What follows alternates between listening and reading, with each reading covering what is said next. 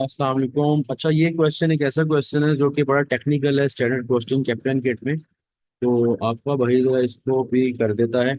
देखो, actually scene ये है कि 100,800 hours actually work and paid costing 8,770। If rate variance is 706 adverse, efficiency variance 256 favorable, 5,000 units are produced, standard production time per unit बताना है। अब standard production time per unit का मतलब ये है कि हमें देखना है कि ये आता किस फॉर्मूला में है। अगर हम लेबर के हिसाब से देखें तो लेबर का जो एफिशिएंसी वेरिएंस है, लेबर का जो एफिशिएंसी वेरिएंस है वो कुछ उसका फॉर्मूला कुछ इस तरह है कि actual production multiply standard hours per unit. ये आंसर आएगा जो भी, उसका कंपैरिजन किया जाएगा एक्चुअल आवर्स वर्क के साथ। तो आंसर आएगा एफिशिएंसी वेरिएंस। लेकिन एफिशिएंसी वेरिएंस ऑब्वियसली जब ये आंसर निकलते हैं, ये एफिशिएंसी वेरिएंस का ये जो स्टैंडर्ड और एक्चुअल चूंकि ये आवर्स में है, तो इसका जो वेरिएंस निकलेगा वो पहले आवर्स में निकलता है और वो फिर मल्टीप्लाई किया जाता है स्टैंडर्ड रेट पर आवर के साथ, ताकि आपका जो वेरिएंस है वो मॉनिटरी टर्म में लिखे निकले, यानी कि वैल्यू डॉलर की फॉर्म में निकले। तो यहाँ पे आपके पास डॉलर्स में आता है। अब हम यहाँ पे पुट करते हैं, हमें निकालना क्या है, स्टैंडर्ड आवर्स पर यूनिट। हमें निकालना है स्टैंडर्ड आवर्स पर यूनिट। हम सारी वैल्यूज यहाँ पुट करते हैं। अगर हम देखें तो एक्चुअल आवर्स वो कह रहा है 100,800 आवर्स गिवन है, जो कि यहाँ पे यूज नहीं होने। एंड पेड कॉस्टिंग 8,770, यानी कि ये बता रहा है कि इतने पैसे पे किए जाएंगे। एक्चुअल आवर्स वर्क बेसिकली दिया हुआ है, ओके, यूज होंगे ये एक्चुअल आवर्स वर्क 100,080 यहाँ पे 100,080 यूज होंगे। आगे रेट वेरिएंस दिया हुआ है और एफिशिएंसी वेरिएंस 256 फेवरेबल डॉलर में दिया हुआ है। तो यहाँ हम लिख देंगे 256, 256 डॉलर में। यहाँ पे हमें बेसिकली वेरिएंस जो निकला है फेवरेबल में निकला है डॉलर, जो कि हमें दिया हुआ है। अब मसला ये है कि यहाँ से पहले हमने डॉलर्स वाले वेरिएंस से हमने जाना है इस वेरिएंस पे जो आवर्स में था। अब उसके लिए हमें चाहिए स्टैंडर्ड रेट पर आवर। अब स्टैंडर्ड रेट पर आवर यहाँ यूज होगा तो हम ऊपर जा सकेंगे, हम वो वेरिएंस निकाल पाएंगे जो आवर्स में है। उसके लिए हमें चाहिए स्टैंडर्ड रेट पर आवर। अब यहाँ पे इशू क्या है कि स्टैंडर्ड रेट पर आवर अगर हमें किसी तरह मिल जाएगा तो ऑब्वियसली ये आवर्स वाला वेरिएंस आ जाएगा। जब ये आवर्स वाला वेरिएंस आ जाएगा तो हम इजीली स्टैंडर्ड निकाल पाएंगे। और एक मरतबा हम स्टैंडर्ड निकाल ले तो एक्चुअल प्रोडक्शन तो हमारे पास ऑलरेडी गिवन है 5,000 की, तो वो हम यहाँ पे लिख लेंगे और बस यहाँ पे इजीली रेट निकाल पाएंगे। लेकिन मसला ये है कि हमारे पास ये स्टैंडर्ड रेट पर आवर किसी तरह आ जाए, ये अमाउंट किसी तरह हमें मिल जाए। अब स्टूडेंट्स यहाँ सबसे बड़ी गलती क्या करते हैं, रेट पर आवर डायरेक्टली निकाल लेते हैं। किस तरह, वो देखते हैं यहाँ पे टोटल अमाउंट गिवन है, यहाँ पे टोटल आवर्स गिवन है, रेट पर आवर निकाल लेते हैं। लेकिन वो ये नहीं देखते कि ये एक्चुअल डेटा है और यहाँ से जो रेट 8,770 को 100,080 पर डिवाइड करके जो रेट पर आवर आएगा वो आएगा एक्चुअल रेट पर आवर। तुमको एक्चुअल रेट पर आवर तो चाहिए ही नहीं है, तुमको चाहिए स्टैंडर्ड रेट पर आवर।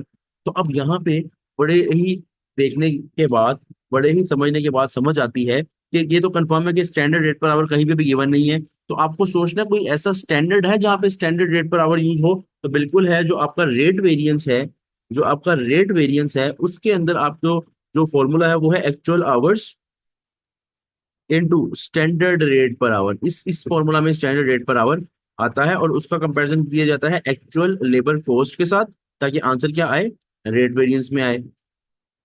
तो हम किसी तरह कोशिश करते हैं कि किसी तरह यहीं पे हमें स्टैंडर्ड रेट पर आवर मिल जाए, ताकि हम इस वैल्यू को यूज कर सकें यहाँ पे और फिर हम रिवर्स कैलकुलेशन करके आंसर निकाल सकें स्टैंडर्ड आवर्स पर यूनिट, क्योंकि हमें बताना है कि standard production time per unit क्या है।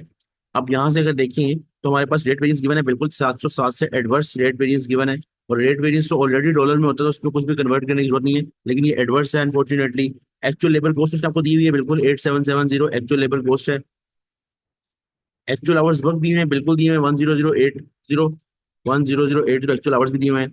यहाँ से स्टैंडर्ड रेट निकल सकता है, बिल्कुल निकल सकता है। कैसे निकलेगा, देखें ये 706 एडवर्स है, इसका मतलब आपने ज्यादा पैसे लगाए हैं, आपने जो स्टैंडर्ड था उससे ज्यादा पैसे लगाए हैं। अब आपके एक्चुअल में पैसे क्या 8,770, और इसका मतलब स्टैंडर्ड में कुछ कम पैसे थे, स्टैंडर्ड में कुछ कम कॉस्ट थी, लेकिन आपने एक्चुअल में ज्यादा लगाई तभी एडवर्स आया। तो 8,770 को हम माइनस करेंगे 8,770 में से 706, ताकि हमारे पास वो आंसर आ जाए जो स्टैंडर्ड के मुताबिक है। तो यहाँ स्टैंडर्ड के मुताबिक 8,064 अमाउंट बन रही है। कैसे, क्योंकि ये एडवर्स वेरिएंस है। एडवर्स का मतलब कि आपने एक्चुअल में ज्यादा कॉस्ट लगाई है और स्टैंडर्ड में कम कॉस्ट थी। अब 8,064 यहाँ पे क्या है 100,080, तो 8,064 पर डिवाइड करते हैं, जहाँ मल्टीप्लाई हो रहा है वहां पे डिवाइड करेंगे ताकि हमारे पास स्टैंडर्ड रेट पर आ जाए। डिवाइड बाय 10080, ये आ जाएगा। Wait a minute, wait a minute.